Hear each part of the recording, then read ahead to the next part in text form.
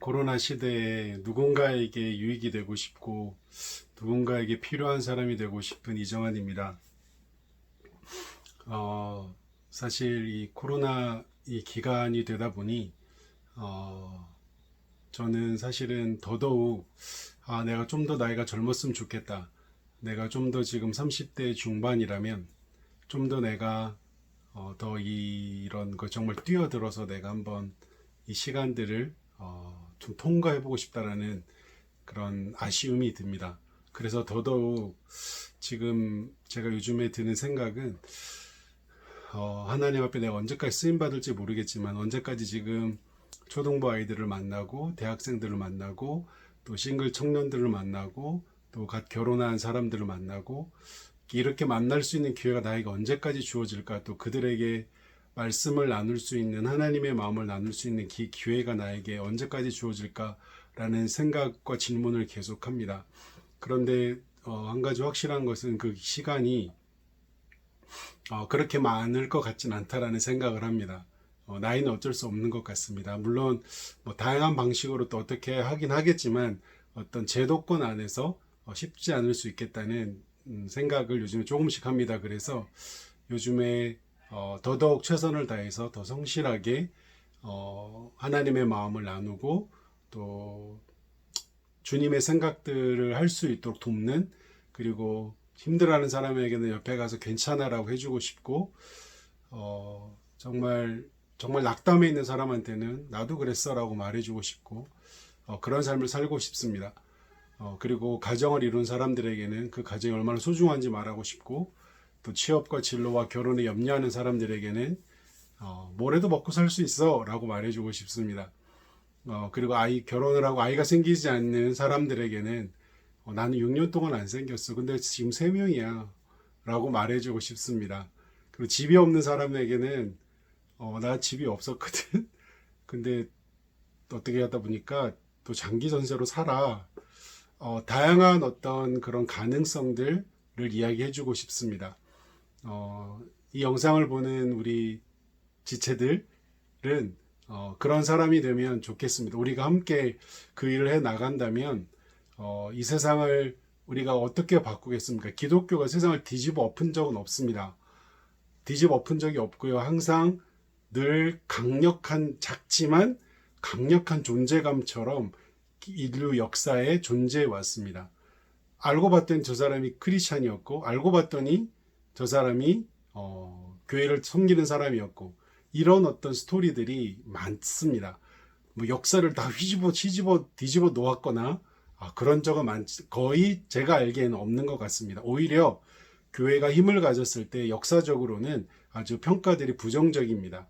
오히려 기독교율이 확 높거나 그 다음에 또 로마 시대 때처럼 교회가 힘을 가졌을 때 타락하고 변질된 모습, 그 다음에 지금도 마찬가지예요. 지금도 교회가 혹은 그 교회 리더가, 어느 단체 리더가 힘을 가지면 변질되고 타락하고 무너지는 것을 보게 되어집니다.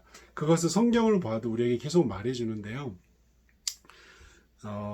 오늘은 출애굽기 3장 1절에서 12절 말씀을 나눌 건데요. 어떤 장면이냐면 모세와 불붙는 떨기나무 이야기예요. 오늘은 지금 밖에 보이시죠? 깜깜하시죠? 제가 이제 아침마다 영상을 찍다가요. 아침에 약간 목소리도 깔아앉더라고요. 그래서 지금 좀 늦은 시간인데 일부러 밤에 이제 영상을 찍으려 합니다. 좀 더 이렇게 진지해지는 것 같고요.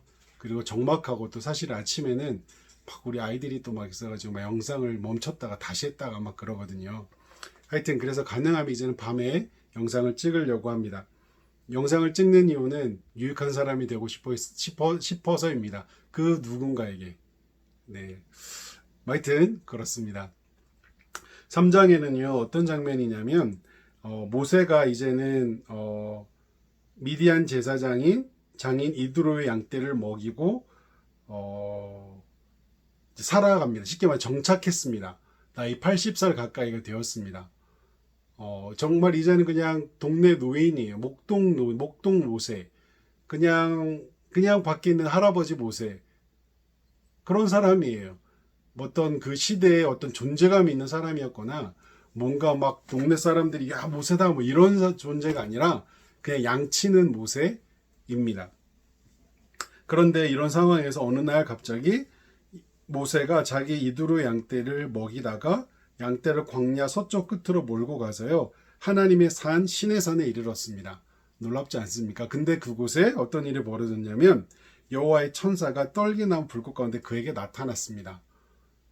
하나님은 저를 부르시는 그 장소가 있는 것 같습니다. 그리고 이끄는 곳이 있는 것 같습니다.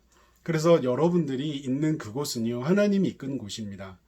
그리고 또 하나는 모세가 지난 40여 년 동안 광야에서 존재감 없는 사람으로 살아왔잖아요. 그래서 자기는 그게 자기인 줄 알았어요. 그래 내 인생 그렇지 뭐. 자기 그냥 양떼 모는 목동, 아빠 엄마는 노예였던 히브리 노예였던 그런 부모를 둔 그냥 아들, 지금은 가족 없이 살아가는 이제는 새로운 가족이 있는 목동 할아버지 모세.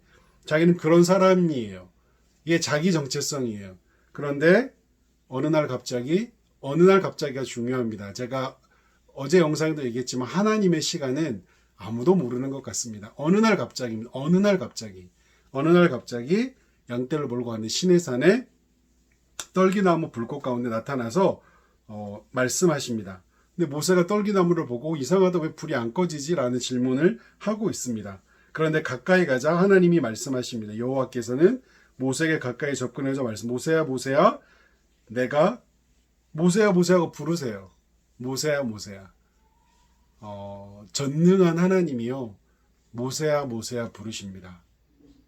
그가 뭐가 부족해서 아무 존재감 없는 할아버지 목동 모세를 부르셨을까요? 그 모세라는 이름은 갈대아사 갈대상자에 건짐을 받다라는 뜻이었잖아요. 이 모세가 이런 사람입니다. 하나님에게는요 모세는 그냥 광야에서 목동치는 모세가 아니라요 중요한 모세였어요. 저와 여러분이 예수 그리스도를 믿고 지금의 그래도 식사를 대할 때 기도하려 하고 그래도 어려움이 있을 때 하나님을 찾으려고 하고 있다면 하나님은 여러분의 이름을 모세야 부르듯이 부르신 것입니다.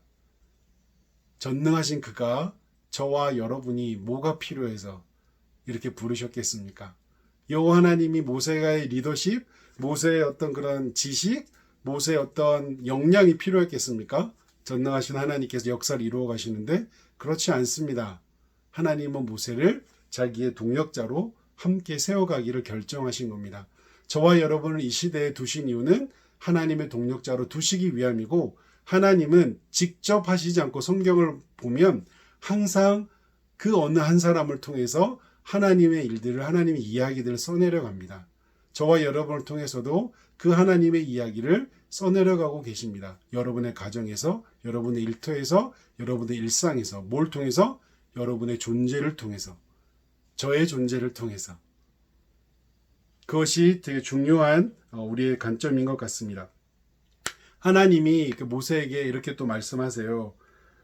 더 이상 가까우지 마라. 내가 선 곳은 거룩한 땅이니 신을 벗어라. 당황스럽죠. 왜냐하면 숲속 산이 어떻게 거룩한 곳입니까? 우리가 생각하는 거룩한 곳은 화려한 성전 혹은 제사장이 있고 뭔가 웅장한 어떤 그런 이렇게 성막 지성소가 있고 막 이래야 되잖아. 물론 이후에 그런 게 생겨나지만 근데 하나님이 뭐라 그랬냐면 지금 그 시내산 그 산 그냥 산이 그 광야가 허벌판인 그 산이 거룩한 곳이 내 신을 벗으라고 말해요. 너가 내 앞에 있다라고 말씀하시는 것입니다. 너가 내 앞에 있다. 하나님께 거룩한 곳은요. 하나님 앞에 서 있는 그곳이 거룩한 곳입니다. 성전이라고 해도 우리가 성전에서 하나님 앞에 서 있지 않다면 그곳은 거룩한 곳이 아닙니다. 신의 산에 아무것도 없지만 하나님이 그곳에 계셨을 때 그곳은 거룩한 곳이 되었고 신을 벗어야 될 곳이 되었고 여호와 하나님 앞에 정말 그분을 경외하는 마음으로 서 있어야 될 곳이 되었습니다. 마찬가지로 이 세상이 악하고 이 세상에 온갖 여러 가지 이야기, 교회, 조롱 정말 중요하지 않습니다. 우리가 있다면 이곳은 신을 벗는 거룩한 곳입니다. 왜? 우리가 있다면, 내가 있다면 여호와 하나님이 계시다는 증거이기 때문에 그렇습니다. 그래서 저와 여러분이 여호와 하나님 앞에 있다는 사실을 기억하면 좋겠습니다. 여러분의 일터, 여러분의 가정, 이 땅, 이 대한민국, 코로나로 이 얼룩진 이 세상 거룩한 곳이라고 말할 수 있는 그 근거는 여호와가 이곳에 계시기 때문에 그렇습니다. 여호와 하나님이 계시는 그것은 거룩한 땅입니다. 하나님이 저와 여러분을 통해서 이 땅을 그렇게 거룩한 곳으로 여기길 간절히 소망합니다. 신앙의 무리가 모여있다가 거룩한 곳이 아니라 여호와 하나님이 계신 곳이 거룩한 곳이라는 사실을 기억하며 그 여호와 하나님을 항상 경외하고 기억하며 우리가 또 이 하루를 살아가면 좋겠습니다. 오늘 12절까지 하려고 그랬는데요. 4절까지만 나누도록 하겠습니다. 사랑하고 축복합니다. 감사합니다.